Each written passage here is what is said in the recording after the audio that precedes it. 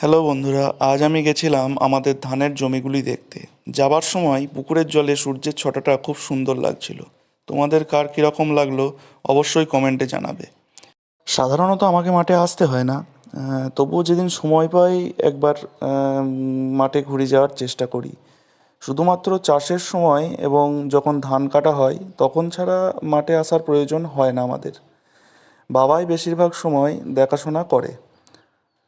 তোমরা যারা চ্যানেলে নতুন অবশ্যই চ্যানেলটিকে সাবস্ক্রাইব করে রেখো এবং যারা ফেসবুক থেকে দেখছো পেজটিকে ফলো দিয়ে পাশে থেকো।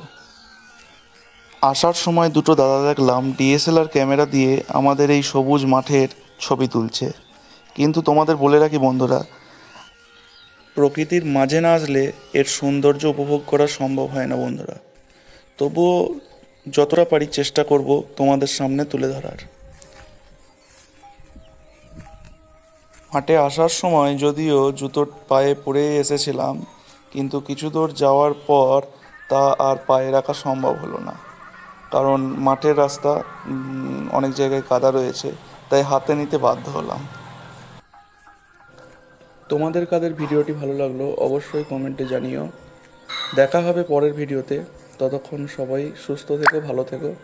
আর যদি আমার চ্যানেলে নতুন হয় একবার আবারও বলছি অবশ্যই সাবস্ক্রাইব করে নিও এবং ভালো লাগলে একটা লাইক করে দিয়ে পাশে থেকো।